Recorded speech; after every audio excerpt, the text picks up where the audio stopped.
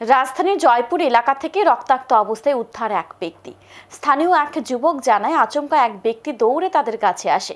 ওই ব্যক্তির শরীরের একাধিক স্থানে কাটা, রক্ত ঝরছে। ওই ব্যক্তি জানায় তাকে রাধাচরণ দাস নামে এক ব্যক্তি কুপিয়েছে এবং জোরপূর্বক বিষ পান করিয়ে দিয়েছে।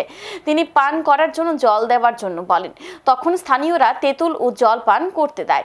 তেঁতুল খাওয়ার পর ওই ব্যক্তি জ্ঞান হারিয়ে ফেলে। সাথে সাথে পুলিশ ও দমকল বাহিনীর কর্মীদের খবর দেওয়া হয়। দমকল বাহিনীর কর্মীরা ওই ব্যক্তিকে উদ্ধার করে হাসপাতালে নিয়ে যায়। আহত ব্যক্তি জানিয়েছে তাকে বটতলা এলাকা থেকে ৩ জন ধরে নিয়ে গেছে। তারপর রাধাচরণ দাস তাকে কুপিয়ে এবং জোরপূর্বক বিষ পান করে হত্যা করার চেষ্টা করেছে। আর পেছন দিকে আরেকটা লোক আয়া ছোট একটা ফুলা দিতেছে, ভাই তাইনের একটু বাঁচাও, তাইনের এইটা দেহ অবস্থা দেহ, তাইনের কাটটা কুটালাইছে। এরপরে তাইনে কইতেছে ভাই আমার একটু জল খাও, এমনি মানে যেরকম দেখাইতেছি। এরপরে রবীন্দ্র কিতা হয়েছে তো রক্ত দিকে আমি কাছে গেছি না, বাতেও গেছে না। এরপরে চাই দিয়ে তাইনে বয়ে দিতেছে গা। এরপরে কইছি কিতা হয়েছে। এরপরে দেখাইছে বেটা তাইনের আমার ভাই রাধাচরণে আমার কুবাই চলেছে, আমার বিষ খাওয়া দিছে, আমার একটু জল খাও। এরপরে রবীন্দ্র আইনা জল আইনা খাওয়াইছে, আর আমরা তেঁতুল আইনা কত পুরান তেঁতুল আছে, তেঁতুল আইনা খাওয়াইছি পরে দিয়ে বমি করছে।